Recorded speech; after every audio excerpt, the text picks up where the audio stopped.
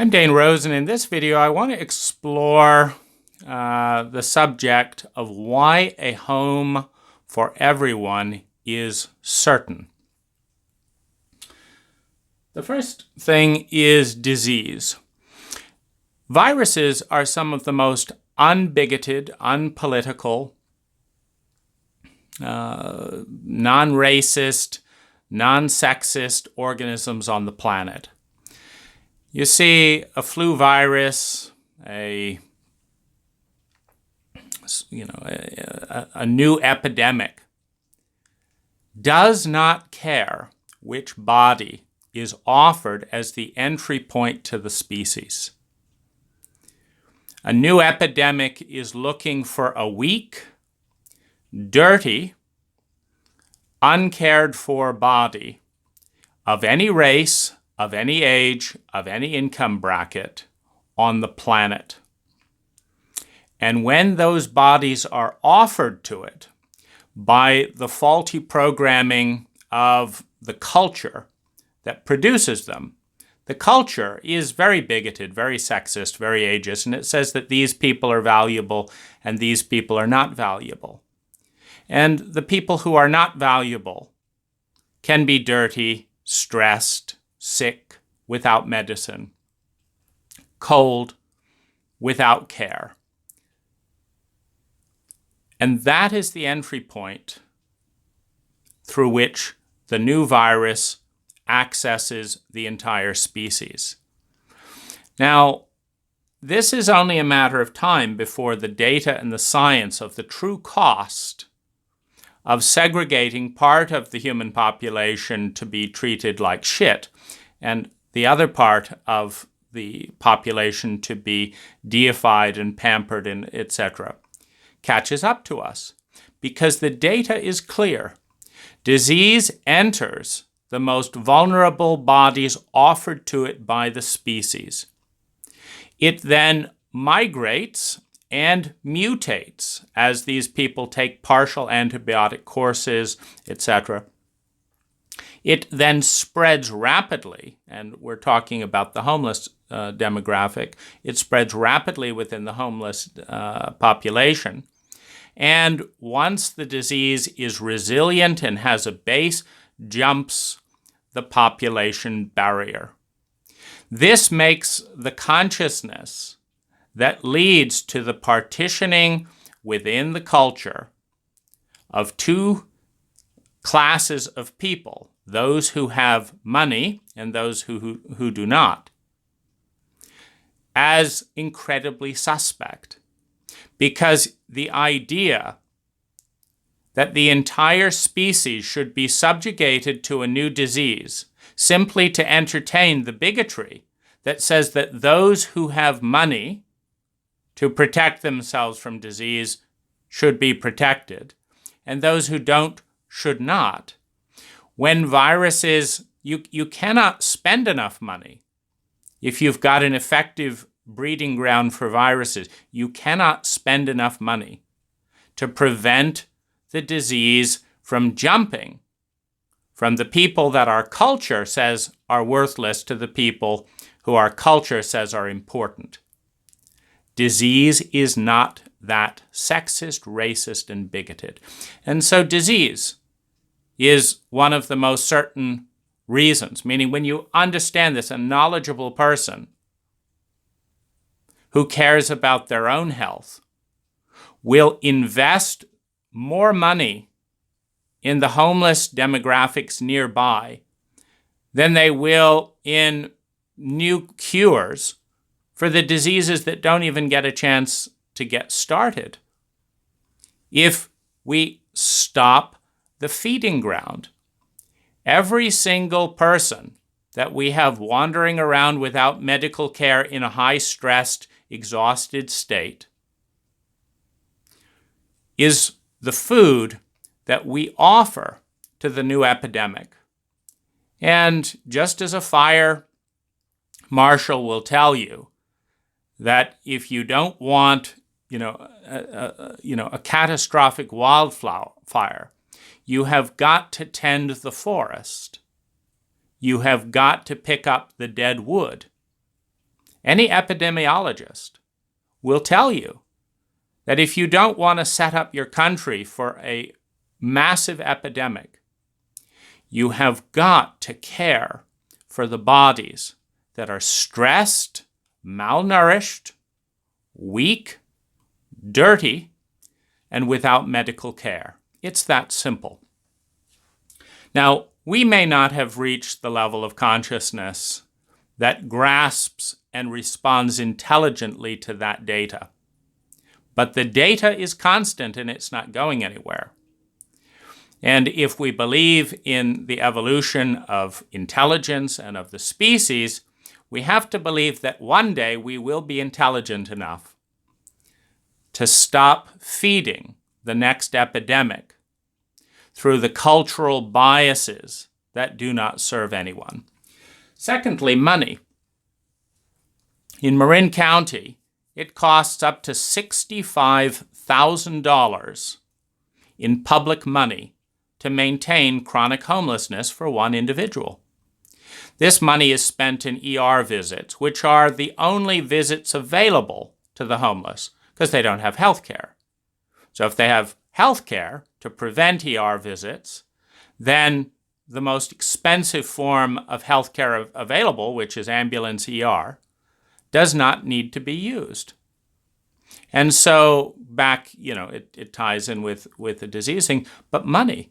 When we spend more money in ER visits, more money redesigning parks to make them unfriendly for the homeless, more money policing the homeless and imprisoning the homeless, and when we spend untold amounts of money, but we don't make the connection, treating the diseases, etc., that are fostered and amplified within our most vulnerable demographics.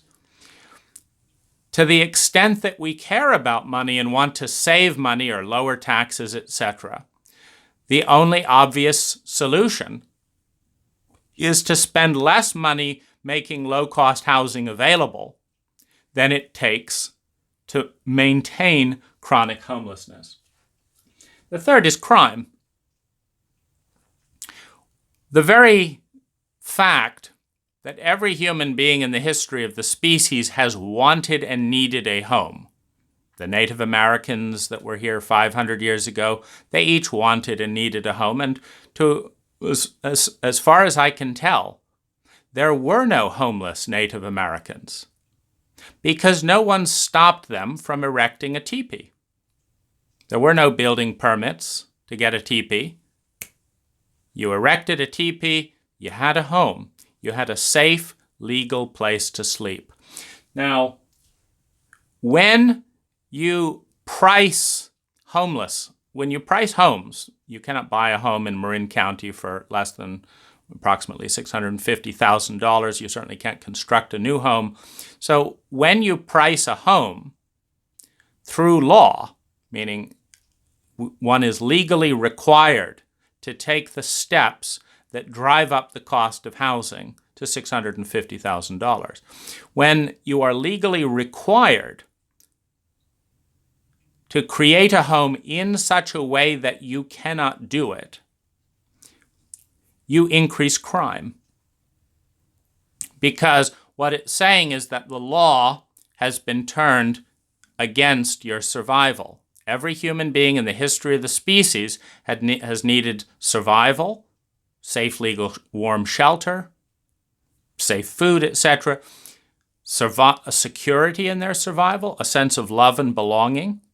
Now, when the organs of government become the impediments, meaning you go to Marin County, you go to San Rafael, you go to Mill Valley, and you say, I want a home. I've got $50,000. And what do? They look at you as if you're nuts because they have not accommodated the need for a teepee, a tent, a yurt, a van. They have not accommodated the data and the facts that, for example, 10% of our population has an IQ, and this, it's important to understand that, at least 70% of those homeless in Marin were born in Marin. They're Marin residents that become homeless. They're not just coming in. That's the data. So the IQ statistics, they're not by area. IQ doesn't say, oh, this is Marin, a place where the housing is really expensive, and so we'll give everyone born in Marin a high IQ. No, 10% of Americans are born with an IQ that is low enough that the U.S. military does not know what to do with them. Now, that's a startling fact because traditionally the stereotype is that the delinquent boys primarily that, are going to end up vandalizing, this and that. You send them to the military, and the military will shape them up and teach them how to do some useful skills. But it's not typically a top engineer that joins the military. You go to MIT, you study to be a top engineer, you go to the military, etc. So the military has often taken some of the lowest IQ individuals off of the cultural table and done something useful. But the military cannot do anything with the bottom 10%. Well, the question is, if the U.S. military has nothing to do, they can't think of any use for someone in that bottom 10%. Well, you've got maybe a McDonald's flipper, this and that. You've got a couple of, of jobs that are able, to be managed. But typically, if the military can't take them, 95% of all employers can't take them either, because it's the same basic IQ. Now, if they are employed, they're going to be employed in very low wage jobs. And the question is, how is someone who gravitationally, you cannot lift the biological tendency towards residing in the place that you were born. This is a biological instinct. Otherwise, these homeless people, many of them could just go exactly to some poor neighborhood where their price houses are almost nothing and could probably live there. But there's an instinct to stay in one place. Now the question is, assuming they can get a low-paying job somewhere, it is not going to be able to pay Marin rents and $650,000 for a home. Nor can you advance with a low IQ in our framework of advancement to a point where you would. So you've got a chronic low-income demographic of about 10% of the population that has nothing to do with any other factor. It has nothing to do with addiction. It has nothing to do with the how much money your parents made, etc. This IQ factor of 10% of the population is going to be there. Now the question is, are we intelligent enough to anticipate and respond to that? Now, if you go to your building department and say, I can pay $1,000 a month towards a mortgage or something, and I'd like to build a 200 square foot house myself over a 3-year period. And I'd like to put it on a third of a lot or half a lot and partner with 2 or 3 other people. And we'll all have a 200 square foot thing. Maybe we'll have a shared kitchen, or maybe, I don't know. But we want to build something that we can build, that we're capable of building, that can be afforded within this framework. And the building department says no, absolutely not. You cannot build anything that's less than 1,200 square feet. Why? Well, that's just the law. You can't build something that doesn't have a foundation that is engineered to twice the engineer's specs. You can't build anything unless you can turn in drawings that are going to cost you $30,000 for an architect to build. We are not going to help you build the house that you want to build. We're going to create about 30 impediments, beginning with the high price of building permits and the delay. And we are not going to make it easy for you. Well, now you understand why every Native American had a teepee, but thousands of Marin residents don't have a home. Now, this increases crime for two reasons. One, the fight, flight, freeze mechanism of trauma, and 42% of those who are homeless have PTSD in Marin. So when you are in a sociopathic environment, the reptilian brain that is designed to survive in a sociopathic environment, and let's just pause and look at what is a sociopathic environment. A sociopathic environment is an environment that does not respond to you, your needs, or your pain, or your joy, or your talents. A sociopathic environment responds to something else, in this case, the rule of law. So when you have a rule of law that is built for the 90% of people who can perhaps afford a $650,000 home, and that systematically marginalizes, shames, and dehouses the bottom 10%, putting them under extraordinary pressure, they develop PTSD. They develop a trauma. The message that's coming at them from their environment is that their right to live is less important to the other 90%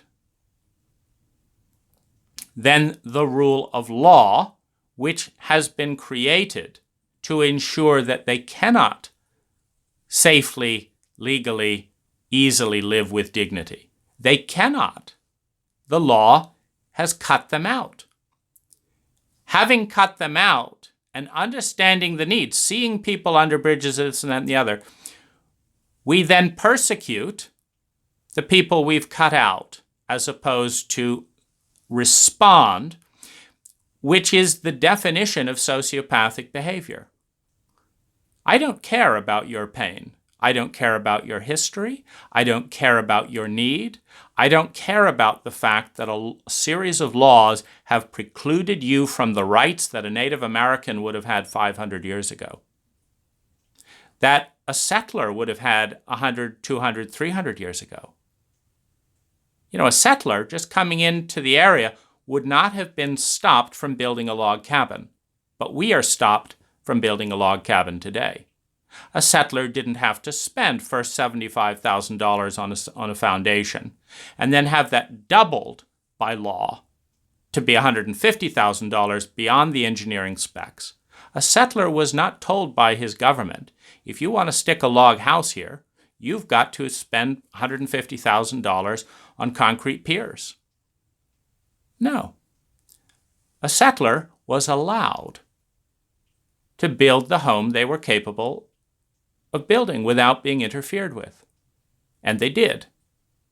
You know, you won't find settlers who willfully went out of their way to sleep under a bridge rather than build a house, because it's human nature to seek shelter. So when you create a tension between authority mandated by tax money for public interest and 10% of the population who is now put into opposition with that authority, you increase survival fear, you increase PTSD. The reptilian brain is not an empathic brain, it is a fight, flight, freeze brain. So you increase sociopathic defense and coping mechanisms to respond to a sociopathic environment, thus elevating crime. The crime that is done on the bottom 10% is then done on those who allow the crime to perpetuate. PTSD is far easier to cause than it is to heal and renders people far less able to contribute to our culture. It increases violence, it increases pain, it increases the inability to work efficiently. And so a country's primary resource is the effectiveness with which its people can contribute to the country, period. When you have PTSD, you've just reduced someone's effective possibility of contributing by 60, 70%. So it is insane to take, millions of Americans, create an environment that gives them PTSD, and then an environment that does not heal that PTSD, and reduce their capacity to contribute. Fifth, it's fun. It's fun to be around happy, healthy people. There's nothing enjoyable about driving through a nice city and seeing all of the people the city has left behind. There's nothing enjoyable about it. It's more fun to know that we're intelligent enough as a city, as a species, as a country, to allow our people to house themselves.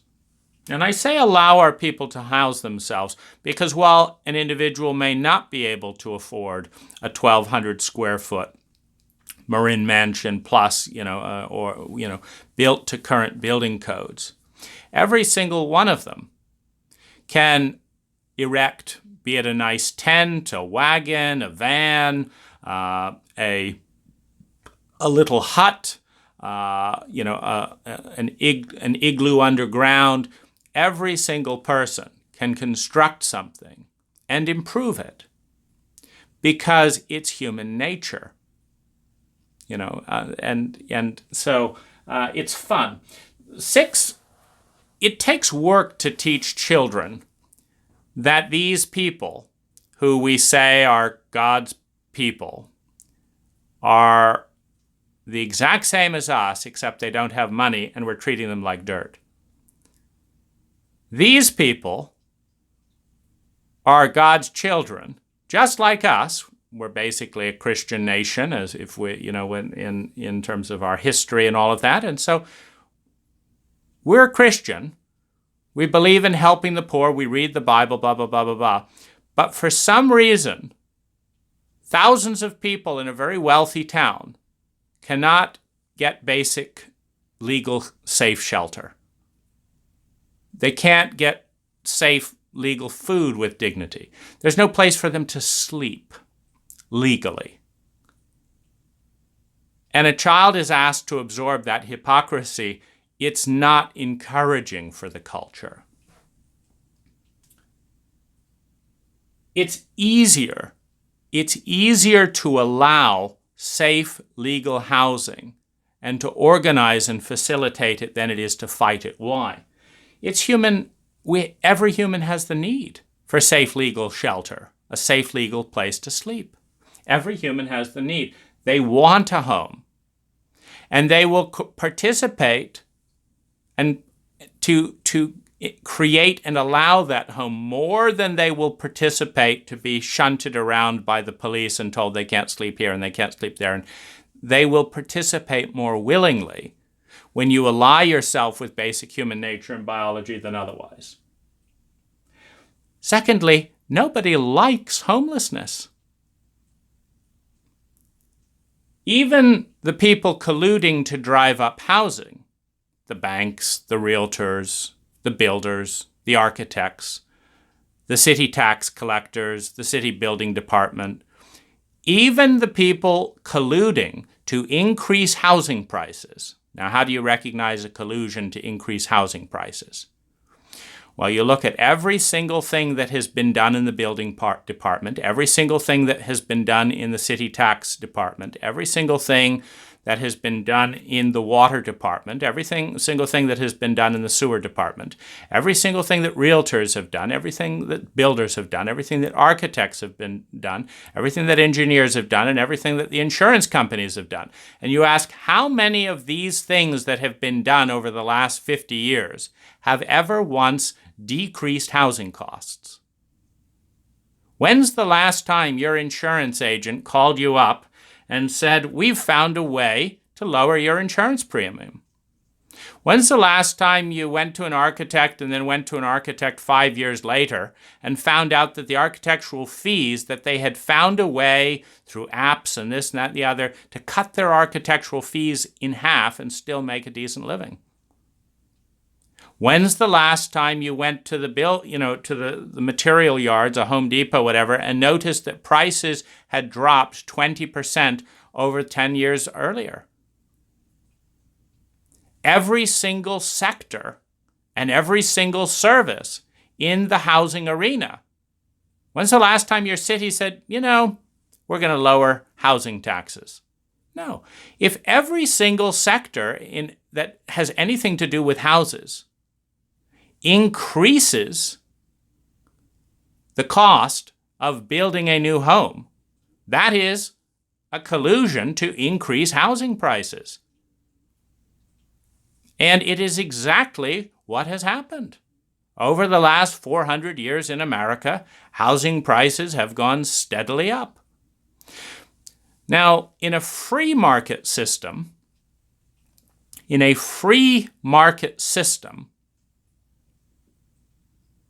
people have the freedom to build an expensive house or a cheap house, to have all of the amenities or some of the amenities or none of the amenities, because it is a free market system.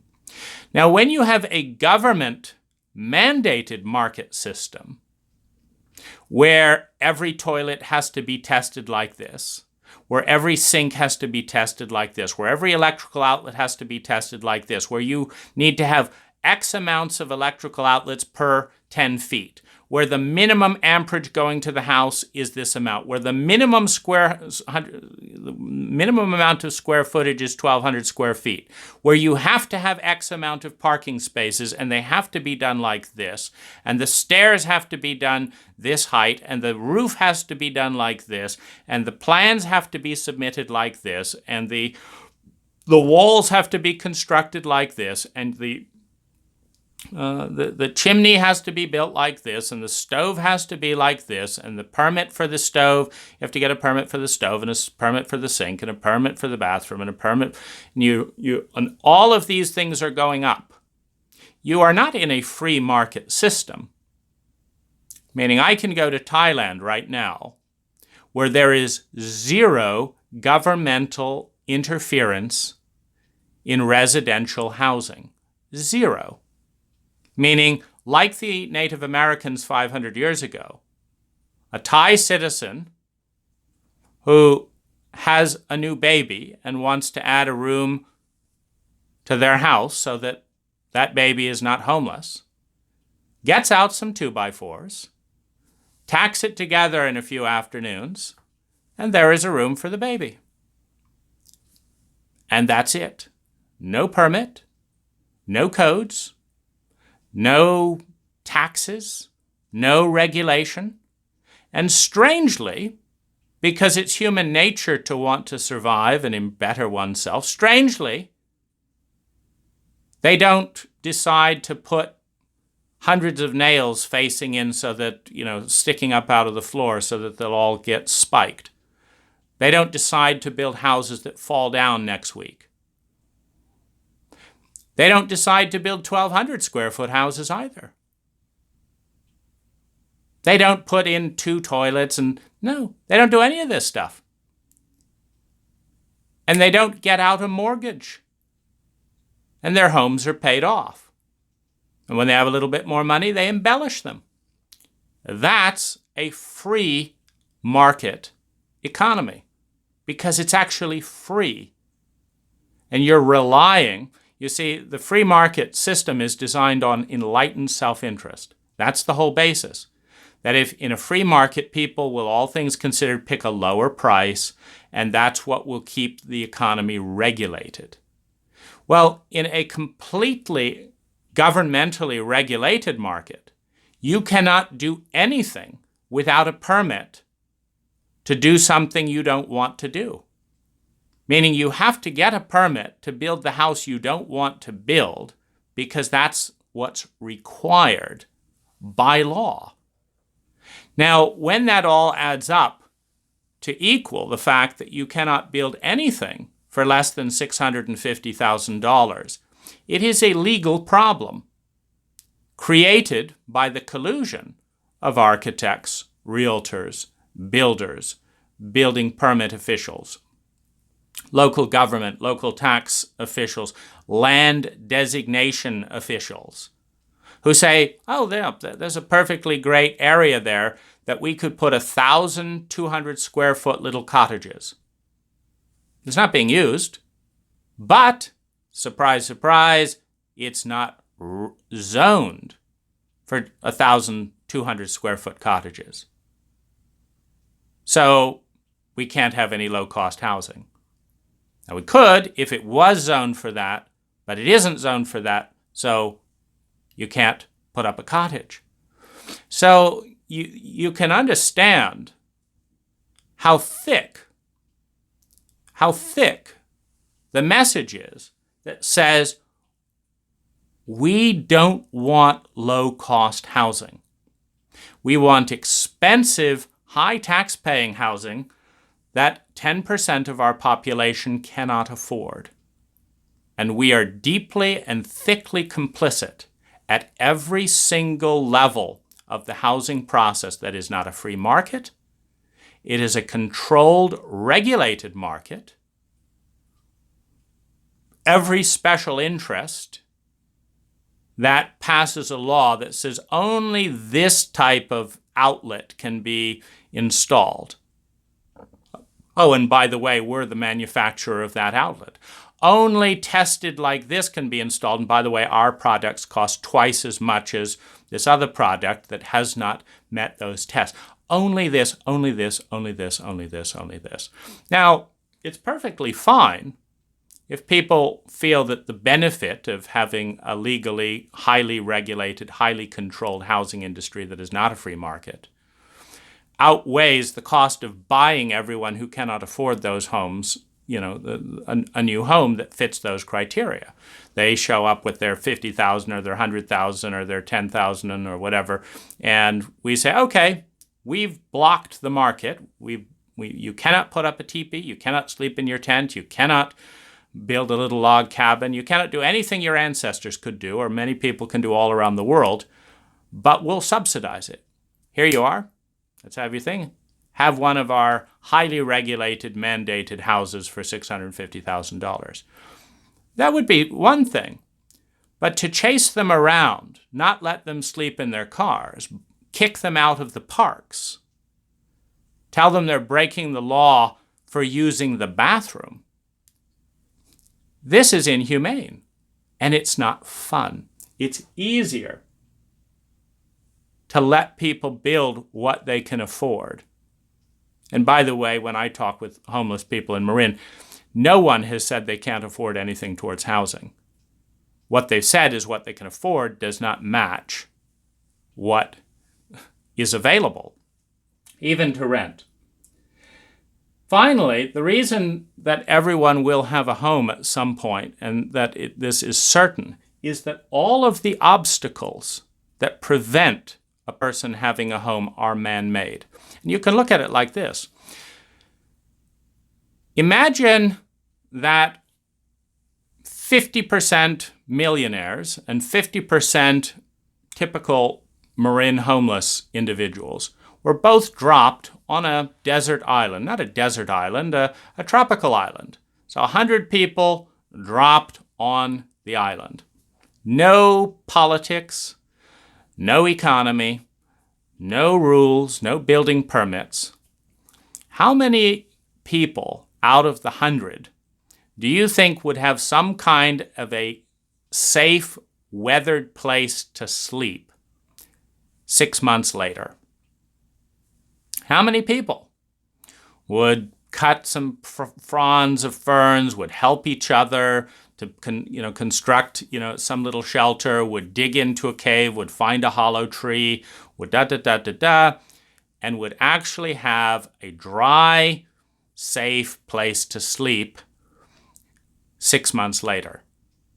And how many people do you think would just stay around saying, gee, I could do a little work and have a little lean-to or something, but I just prefer getting wet and being homeless?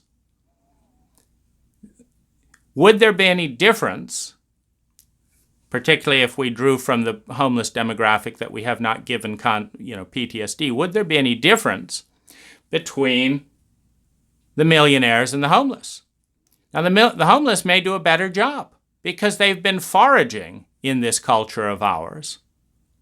more than the millionaires who, just have stuff delivered and all of that. So they might be better housed 6 months from now in a completely natural environment.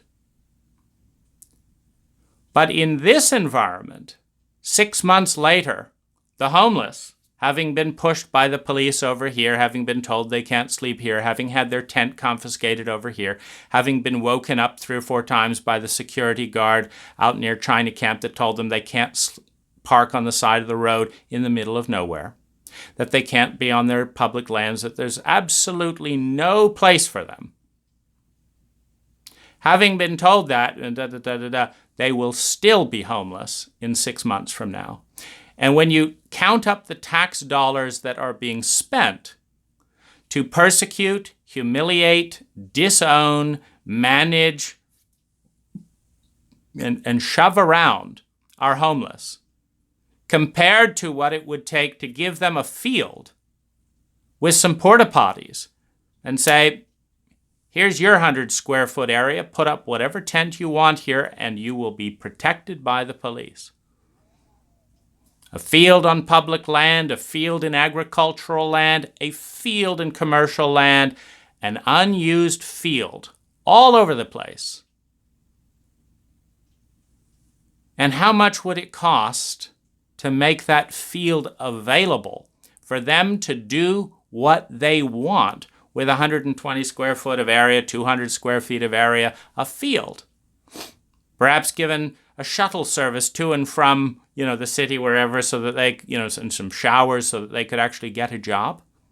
Not being hunted by the police, but being protected so that they didn't have to carry their bags around, because that's one of the biggest problems is they can't afford mini storage.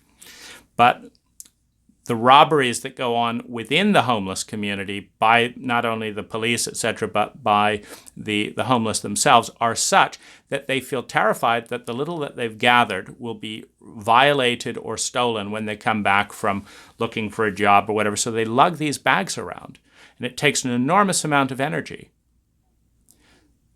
So how many believe that housing, that the cost to the culture and government would go down if they were actually given a field of safe camping with a program that saw them able to migrate to a cottage and then migrate into normal housing, or into a truly low-cost cottage that is not subsidized by the taxpayer, but is actually facilitated by the government stepping out of the way, by the government saying, yes, we normally charge people $50,000 to get a permit for this, and this, and we normally charge, require you to get an architectural drawings, which takes another $42,000. We normally require $40,000 water hookup, blah, blah, blah, blah, blah.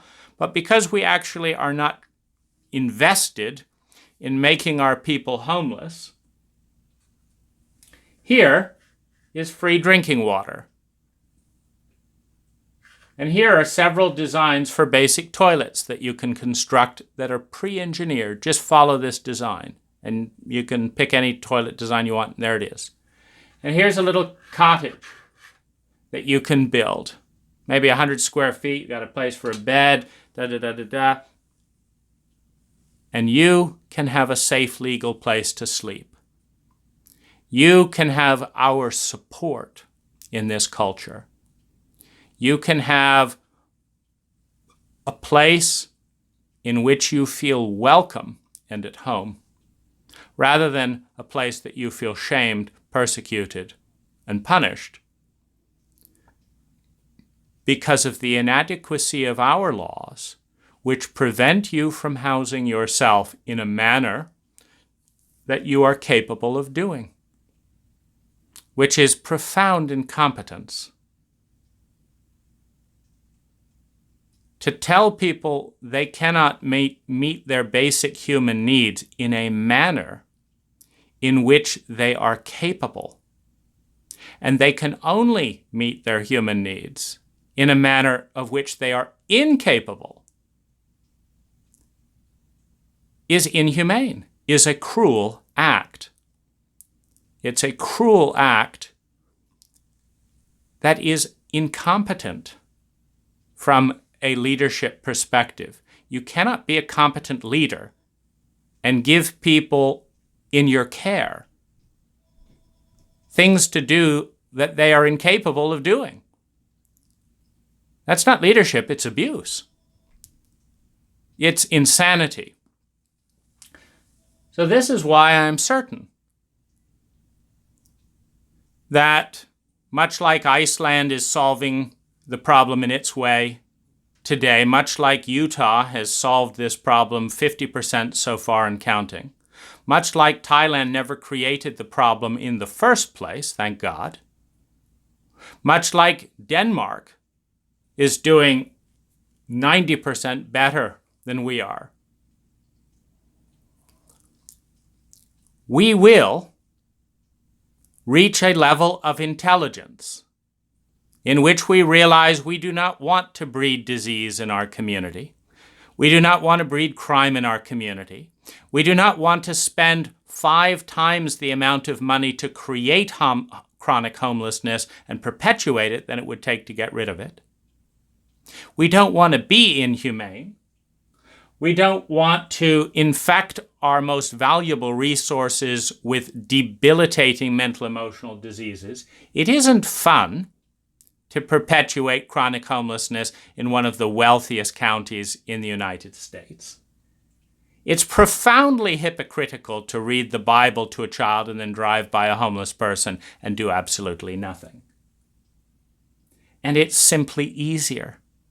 It is so easy to get the regulation out of the way, to understand that human beings who created the idea of money, who invented money, and who made the money are more important than the money that they made. It's the story of the Golden Goose. The Golden Goose is more important than the golden egg that she lays. Human beings are more important in a civilized culture than the money that they do or do not make. By definition, they are bigger than their creation. And we lose touch with that when we make our primary decisions based on one thing only. Do you have enough money to buy a $650,000 house? Because that's what's on the market. So, as these regulations get shifted, which they eventually will, the data is just going to keep growing. The only question we have to ask ourselves is, why not now? Why should our children or our children's children be the only ones blessed to live in a country without homelessness, in a town without homelessness? Why not now? Why should we keep spending more money to maintain chronic homelessness and facilitate the ease of disease and crime, etc., than it would take to eliminate it? Why not now? And that's the question I'll leave you with today.